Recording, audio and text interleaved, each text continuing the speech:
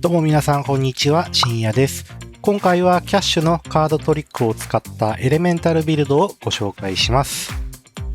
アクションスキルと武器の両方を使用するハイブリッド型となっており、カードや武器にエレメンタルダメージをマシマシに付与して戦うスタイリッシュなビルドとなっております。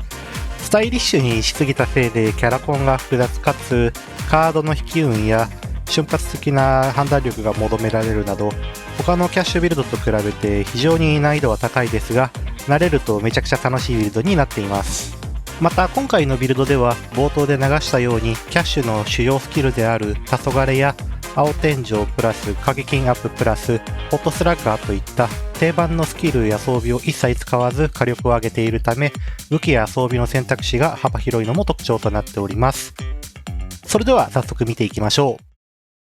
まずは装備構成です。ファームウェアはスキルクラフト3、アクションフィスト2を採用しております。スキルクラフトのスキルダメージはアクションスキルだけでなく、武器にエレメンタルを付与した際のボーナスダメージも伸ばしてくれるため必須です。アクションフィストは主にアクションスキルダメージの増加のために使用しておりますが、銃やスキルの使い勝手を良くしたい場合は、投射物速度や射撃ダメージを上げてくれるハイキャリバーなどに置き換えてもいいと思います。続いて武器についてです。今回のビルドは強い武器があればあるほど効果力を出せるため基本的にはお好みとなっておりますが、動画で使用している主な武器についてご紹介していきます。まずはサブマシンガンのオウムアイゴッドです。主に雑魚戦で使用する武器で、いろんなエレメンタルボーナスがビームに乗ると射撃速度も速いため敵を瞬時に倒すことができます。オーバーシールド獲得中などは弾薬が無限となるためビルドとの相性もバッチリです。続いてサブマシンガンのファルケです。こちらは主に戦闘開始時の行幸状態に入るために使用している武器となります。動画後半でも解説いたしますが、今回行幸に入る主な条件がステータス効果付与かクリティカルヒットとなるため、カスタムパーツや属性が厳選でき、一発が3つに分裂してくれるため、行幸に入るためのトリガーとして非常に優秀となっております。残りはショットガンのクレイズド R とアサルトライフルのクローソーシングです。クレイズド R は攻撃が当たるとシャドウを残して近接ダメージで爆発してさらにダメージを与えてくれるため、クリオ近接ダメージ判定の冷却カードと非常に相性がいいです。クローソーシングはチャージ量に応じて出てくる弾の種類が増えたりして非常に高い火力を誇ります。エレメンタルボーナスが付与された状態で撃つとさらに高火力となるため、こちらも相性がいいです。ただしどちらもレアリティがパールセントとなっており、UVH6 でのドロップ率が 0.9% と超低確率となっております。なのでこの2丁に関しては根拠よく周回しないと入手できないため注意してください。続いてリペアキットです。こちらはシャイニーウォーペイントを使用します。射撃速度や移動速度の上昇により DPS が上昇するのと、オプションの効果時間が他のリペアキットよりも長くなっているため使用しております。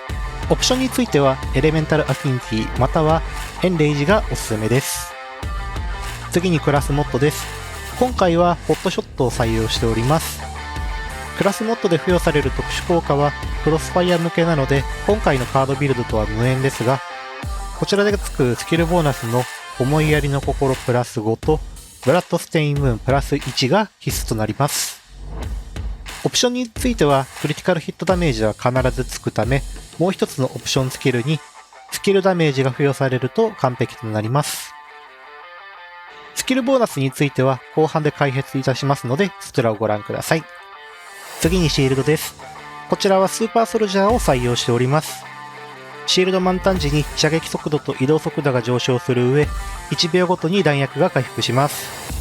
アクションスキル発動中にも弾薬を回復してくれるため非常に強力です。シールドオプションはダメージを与えるとオーバーシールドを獲得できる可能性のあるサイフォンをできれば発動率 10% 以上のものがあるといいです。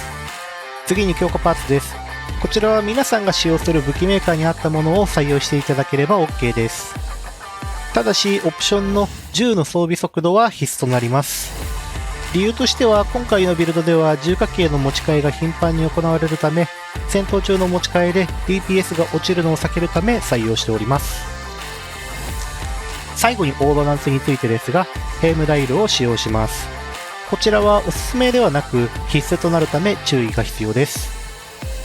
ヘイムダイルは10ダメージを参照している関係から、各種エレメンタル付与のボーナスを受けるとともに、カードトリック発動中にも自動的に敵を攻撃してくれるため、非常に優秀な DPS として機能します。また、この後解説するスキル構成でも DPS とパッシブスキルの公開時でも使用するため、このビルドでは中核的な存在となっております。基本的にはキネティック属性が無難ですが、属性付きのものがあるとボス戦などで大幅火力アップとなるため、できれば全属性揃えておくといいかもしれません。次は性能特化についてです。今回必要な性能特化レベルは70、割り振りはブルート20、シャープシューター10、ランナー20、デアデビル20で、スロットに入れるのはリドル U、アイアムアガン、ホーンマインド、グランドブレイカーです。リドル U は射撃ダメージを与えるたびにスタックが上昇し、刺激ダメージが上昇します。ただし6秒間射撃ダメージを与えないと効果が消失してしまいます。アクションスキル発動中は射撃動作を行えないカードビルドとは一見噛み合いが悪いと思われるかもしれませんが、それを解消してくれるのが戦術したオードナンスのヘイムダールです。ヘイムダールの攻撃は射撃ダメージ扱いとなるため、アクションスキル発動中でもリドル U のスタックを消失せず、さらにヘイムダールのダメージも上昇するため、カードを使い切った後に最大スタックからの効果力で打ち始めれるため、非常に相性がいいです。アイアムアガン、ホーンマインドはアクションスキルダメージを増加してくれるため、純粋にカードダメージが増加します。この後解説するスキル構成では、与えたアクションスキルダメージの一部を銃に付与するため、アクションスキルのダメージアップは非常に重要になってきます。そして最後にグラウンドブレイカーです。本来この効果を使用するためには、近接攻撃またはスラムによる攻撃が必要となるのですが、オーグメントの冷却カードがクリオ近接ダメージを含んでおり、グラウンドブレイカーのトリガーとなります。そのため武器やカードで蓄積したダメージを冷却カードで一気に爆発させ、ボスを瞬殺できる火力を叩き出すことができます。このダメージは主要武器や属性相性などでいろんな条件によって変動するため、必ず安定したダメージを出せるわけではありませんが、そこはキャッシュのキャラクターコンセプトではある運任せになるのかなというふうに思います。それではお待ちかねのスキル構成です。まずは緑ツリーからです。最初の5ポイントは自由枠ですが、私はスキルの威力を上げるため、チャームブレスレットにご振りしています。体力面で不安が残る方は、ナイスなダメでライフの最大値を獲得するのもありがとう思います。赤い月のでは、行幸状態に入ると、キャッシュの銃とアクションスキルにボーナスファイアダメージを付与してくれます。このボーナスは重火器にも乗るため、ヘイムダイルの威力もさらに上がります。オーフォルトナは、行幸発生率、エレメンタルの効果発生率と効果ダメージを上昇します。今回エレメンタルビルドということもあり、スキルの相性もバッチリとなっております。デビルフォークはオーグメントスロットを1つ追加してくれるため、デッキに入れるカード枠を1つ増やしてくれます。止まらない連勝は、アクションスキルのクリティカルヒット発生率上昇に加え、クリティカルヒット時に行幸状態に入る可能性を増やしてくれるスキルです。行幸状態に入ることを重視しているこのビルドでは必須のスキルとなります。運命の転換は行幸状態でライフスティールを獲得できるようになり、生存力を高めたりオーバーシールドの獲得ができます。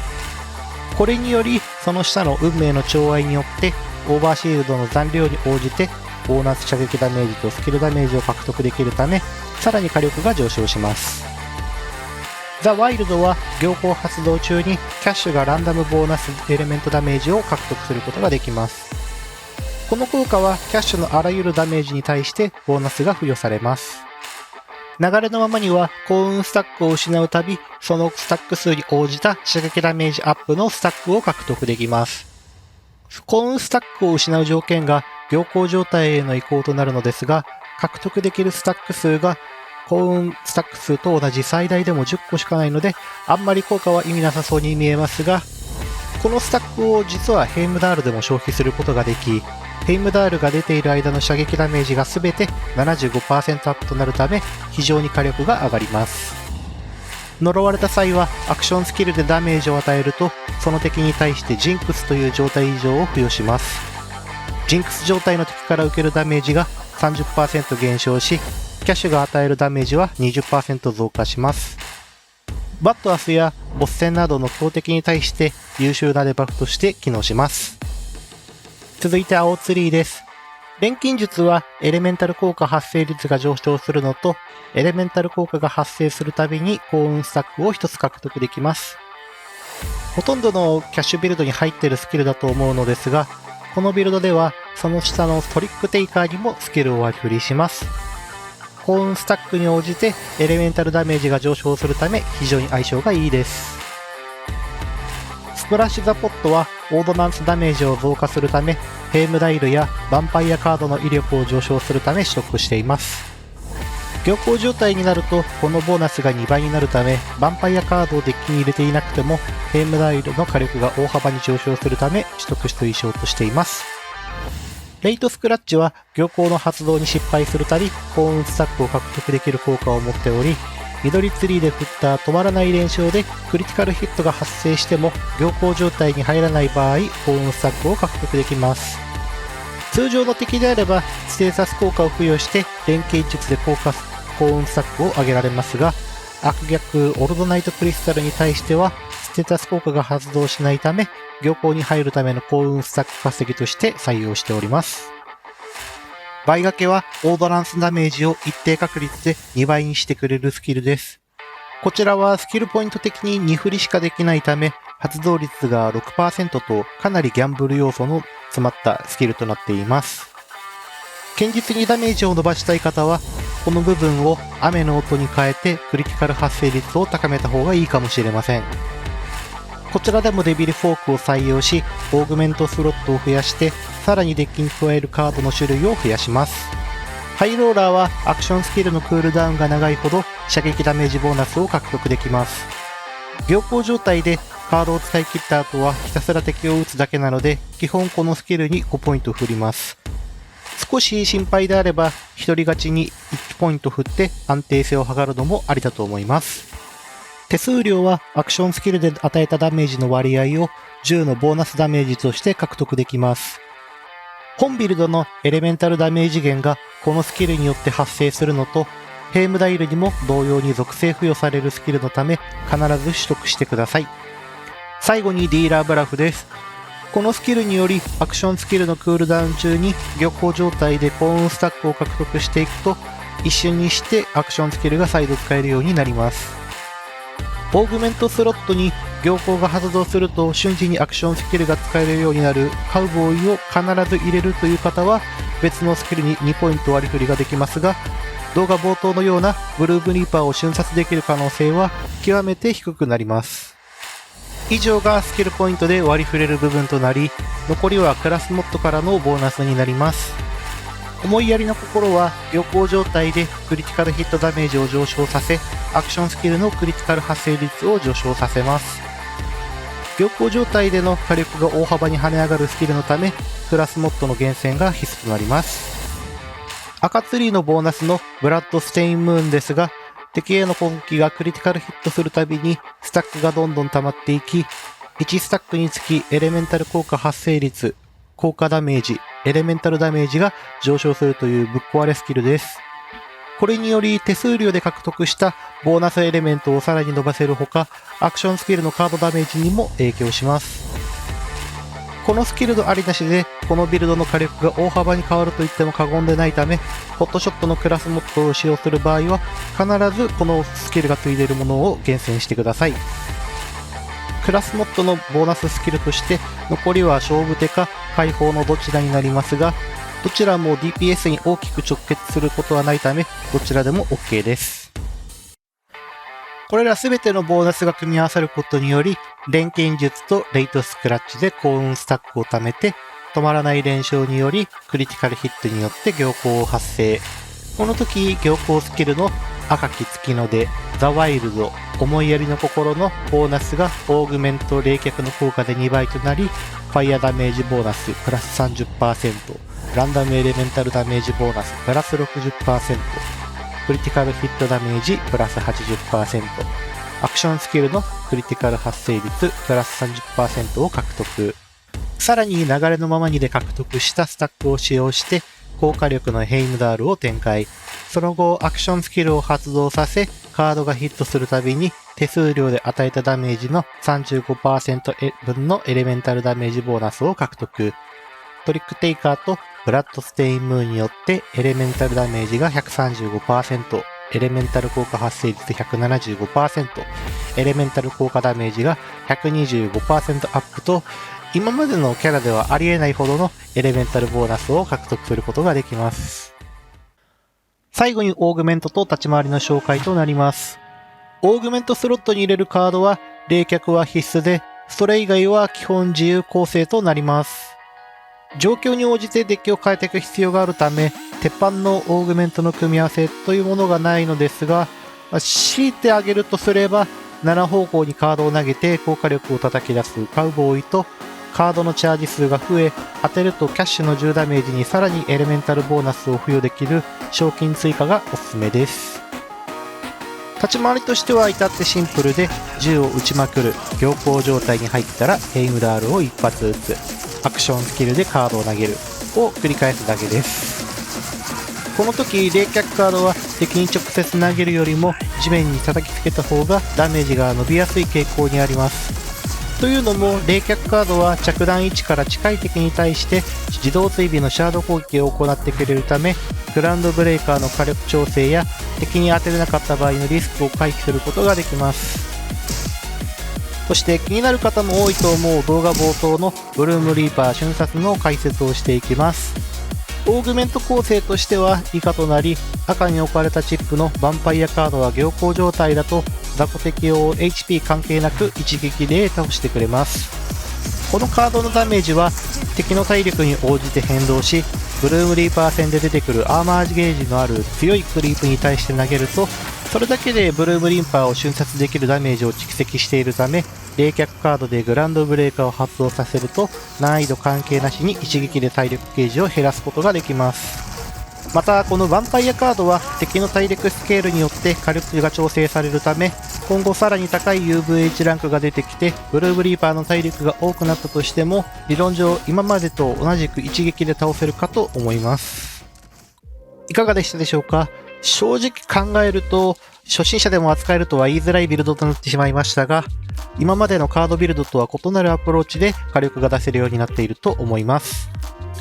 この動画が良かったらコメントやグッドボタン、チャンネル登録をしていただけると励みになります。またライブ配信なども行っているため、お時間のある方はぜひ遊びに来てください。